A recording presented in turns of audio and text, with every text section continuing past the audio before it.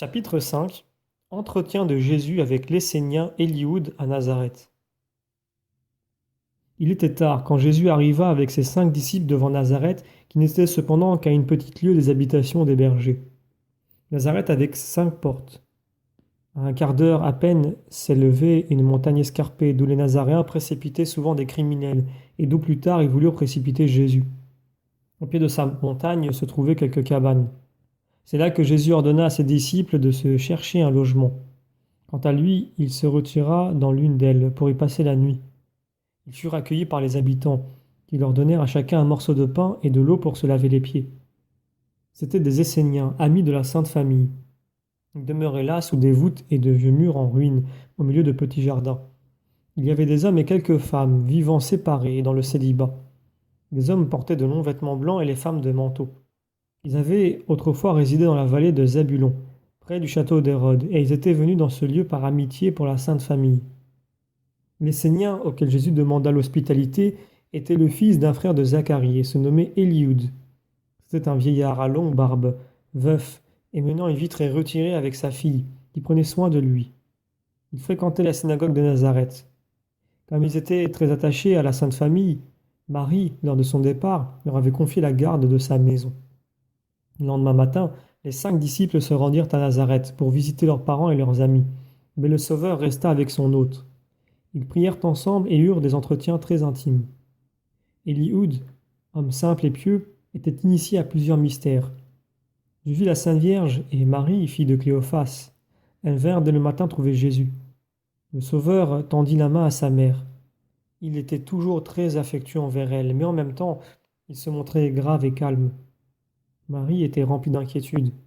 Elle le pria de ne pas aller à Nazareth, où une grande irritation régnait à son sujet. Les pharisiens de cette ville, l'ayant entendu dans la synagogue de Kimki, de retour chez eux, avaient excité contre lui les esprits. Jésus lui dit qu'il voulait attendre chez Élioud les personnes qui devaient aller avec lui au baptême de Jean, que dès leur arrivée, ils traverseraient Nazareth.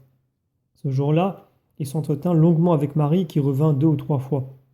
Il lui dit, entre autres choses, qu'il irait 3 fois célébrer la Pâque à Jérusalem et que la dernière fois, elle serait très affligée. Pendant toute cette journée, Jésus s'entretint très confidentiellement avec son hôte. Mais je ne puis malheureusement me rappeler toutes les choses que j'entendis. Élioud l'interrogea sur sa mission, et Jésus lui dévoila tout. Il lui dit qu'il était le Messie et il lui parla de sa généalogie humaine et du mystère de l'Arche d'Alliance. Je lui ai entendu expliquer comment l'objet sacré avait été apporté dans l'Arche au moment du déluge et comment il s'était transmis de génération en génération. Jésus dit aussi autre chose, que Marie en naissant était elle-même devenue l'Arche d'Alliance du mystère. Élioud, cependant, parcourait divers écrits et montrait du doigt plusieurs passages des prophètes que Jésus lui interprétait. Il demanda alors à Jésus pourquoi il n'était pas venu plus tôt. Le Sauveur lui répondit qu'il ne pouvait naître que d'une femme conçue comme tous les hommes l'auraient été, sans la chute originelle, et que depuis Adam et Ève, il ne s'était rencontré pour cette œuvre aucun couple d'époux qui fût aussi pur qu'Anne et Joachim. Il lui fit aussi comprendre tout ce qui avait empêché et retardé l'avènement du salut. Jésus lui dit encore que sa chair s'était formée du germe béni que Dieu avait tiré d'Adam avant sa chute, que ce genre de bénédiction, afin que tout Israël y coopérât, avait dû se transmettre à travers beaucoup de générations et que souvent il avait été retiré lorsque les vasques s'étaient ternis. Je vis en effet à cette occasion les patriarches transmettre, au moment de leur mort, cette bénédiction à leur premier-né, par une cérémonie sacramentelle. Je vis que le pain et le breuvage de la sainte coupe qu'Abraham avait reçue de l'ange qui lui promit Isaac était une figure du très saint sacrement de la nouvelle alliance et communiquait la force pour coopérer à la formation de la chair et du sang du Messie. Je vis tous les ancêtres de Jésus recevoir ce sacrement pour coopérer à l'incarnation de Dieu. Et enfin, Jésus faire de la chair et du sang reçus de ses ancêtres un sacrement plus sublime pour consommer l'union des hommes avec Dieu. Jésus parla aussi avec Élioud de la sainteté d'Anne et de Joachim et de la conception surnaturelle de Marie sous la porte dorée. Il dit encore qu'il avait été réellement conçu de Marie selon la chair, mais sans la coopération de Joseph, et que la conception de Marie provenait du germe de bénédiction qui, de l'Arche d'Alliance, était passé dans Joachim et Anne.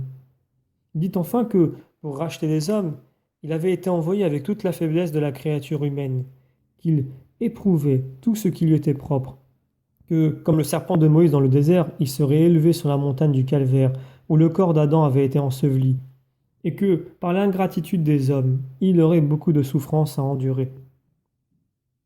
Eliud l'interrogeait toujours avec beaucoup de simplicité et de franchise. Il comprenait les paroles du Sauveur beaucoup mieux qu'aucun des futurs apôtres ne sut les comprendre. Il entendait le sens spirituel des choses, et cependant il ne pouvait se taire une idée de ce qui se préparait. Il demanda à Jésus où serait son royaume. Si ce serait à Jérusalem, à Jéricho, à Engadi. Jésus répondit que là où il était, là était son royaume, que son royaume ne serait pas de ce monde. Jésus expliqua aussi plusieurs passages de l'Écriture où la lettre ne donne pas tout le sens spirituel et où les prophéties et les figures sensibles sont entendues trop matériellement. Le vieillard parlait avec le Sauveur sans éprouver aucune gêne. Il lui raconta, comme s'il les eût ignorées, plusieurs choses de sa mère, et on fut écouté avec beaucoup de complaisance. Jésus parla aussi des parents de la très sainte Vierge.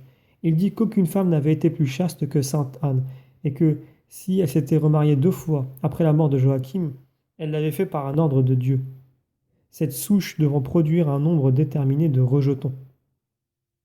Eliud rapporta quelques circonstances de la mort de sainte Anne, et j'en vis un tableau. Anne était dans une salle située sur le derrière de la maison, couchée sur un lit. Elle parla avec beaucoup de vivacité et nullement comme une personne qui touche à sa dernière heure. Je la vis bénir ses plus jeunes filles et les autres personnes de la maison qui se tenaient dans le vestibule. Marie était à son chevet et Jésus au pied de sa couche. Elle bénit Marie et demanda la bénédiction de Jésus qui avait atteint l'âge d'homme et avait une barbe naissante. Je l'entendis quelque temps encore. Ses paroles étaient pleines de joie. Tout à coup, elle leva les yeux au ciel, devint blanche comme la neige, et j'aperçus sur son front des gouttes semblables à des perles. Alors je m'écriai: Ah! Elle se meurt! Elle est morte! Eliud énuméra ensuite les vertus de Marie dans le temple, et je vis de nouveau toute sa vie si modeste, si humble, si pieuse, telle qu'Eliud le rappelait au Seigneur. Ils s'entretinrent aussi de la conception du Messie, et Eliud rappela la visite de Marie à Élisabeth. Cet entretien si intime n'était interrompu que par la prière. Je remarquai qu'Eliud témoignait au Sauveur du respect, mais qu'il se livrait avec lui à un enjouement naïf, et qu'il le traitait comme un homme élu, et non comme le Messie. Le nombre des Esséniens qui habitaient contre la montagne s'élevait à 20 environ, y compris 5 ou 6 femmes, occupant ensemble une maison à part. Ils honoraient tous Eliud comme leur supérieur et se rassemblaient chaque jour chez lui pour prier. Jésus prit avec ce bon vieillard un repas composé de fruits, de miel et de poissons, mais il mangea bien peu. L'éminence au pied de laquelle demeuraient les Esséniens n'était autre que la cime du mont où Nazareth est bâtie. La ville s'élève sur un de ses flancs et en est séparée par un petit affaissement du sol. Du côté opposé, la pente couverte de verdure et de vignobles se termine brusquement à pic. Au pied de l'escarpement, on voyait des décombres, des immondices et des ossements. C'est de là que plus tard, les pharisiens voulurent précipiter Jésus. La maison de Marie était située dans la ville contre une colline, et plusieurs de ses parties semblaient des grottes creusées dans le roc. Le soir, Jésus alla à Nazareth avec Eliud. En dehors de ces murs, à l'endroit où Joseph avait eu son atelier de charpentier, demeuraient d'honnêtes familles pauvres, dont faisaient partie pour la plupart les compagnons d'enfance de Jésus. Eliud leur conduisit le Sauveur, et ils offrirent à leur hôte du pain et de l'eau. À Nazareth, l'eau était très bonne et très fraîche. Jésus s'assit au milieu d'eux par terre et les exhorta à aller au baptême du précurseur.